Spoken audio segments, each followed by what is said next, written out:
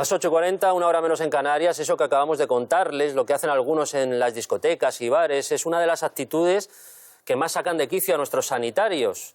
Es así. Buenos días, Ángel Luis Rodríguez, responsable del Servicio de Salud Mental del Sindicato Médico AMITS.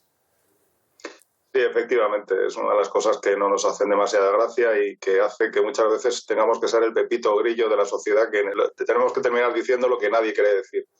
Se nos vende de normalidad de todos los puntos y al final solo los médicos parece que somos los que podemos decir que hasta aquí basta, lo que nos está llevando a tener muchas enemistades en muchos sitios. Bueno, lo que es preocupante es cómo están tirando la toalla los sanitarios, los médicos. Un 20% de los que han atendido ahí se han planteado cambiar de trabajo incluso, ¿no? Sí, efectivamente. La situación de la salud mental de los sanitarios y de los médicos en particular es muy preocupante. Más del 50% de las plantillas médicas han presentado síntomas depresivos durante la pandemia y el 50% en este momento presentan síntomas de burnout. Estos síntomas de burnout hacen que muchos se planteen la vocación y se planteen, entre otras cosas, como tú bien dices, que el 25% quiera dejar la profesión. Hay muchos profesionales que vienen polimedicados para poder pasar consulta. Más del 50% de los que vienen tienen que tomar antidepresivos, tienen que tomar hipnóticos, relajantes musculares, estimulantes para poder pasar el día a día. El 3,5% se plantea el suicidio como salida. Esto es 4 veces más que en la población general.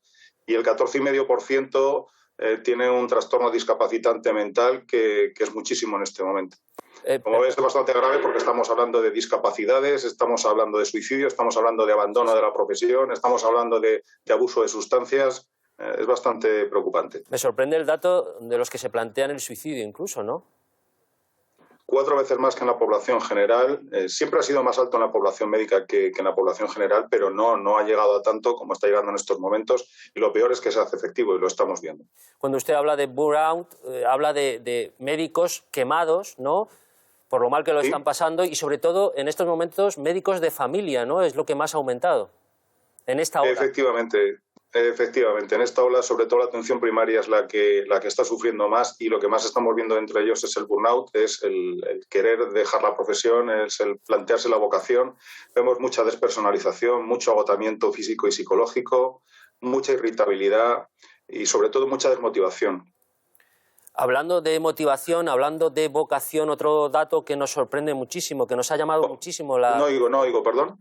Que hablando de desmotivación, de falta de vocación o de pérdida de vocación, otro de los datos que nos ha sorprendido muchísimo es uno de Madrid, que habla de la última remesa de los MIR, de 200 médicos, y se ha quedado en tan solo 16.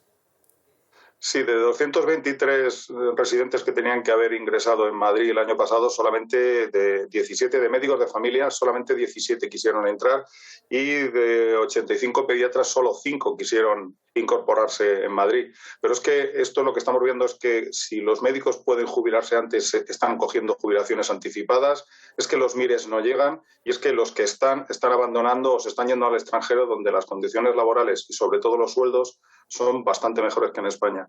O invertimos de verdad en sanidad y buscamos una sociedad de cara al futuro más justa y mejor para todos, y intentamos que estos profesionales que son número uno se queden en España, o si no, dentro de unos años vamos a tener un problema más grave aún de falta de médicos. Ahora mismo ya faltan muchos, pero luego puede haber un problema muy grave de falta de médicos. Claro, es que, señor Rodríguez, como final de esta conversación, ya muy rápidamente, ¿hay riesgo real, es obligada la pregunta, hay riesgo real de quedarnos sin médicos?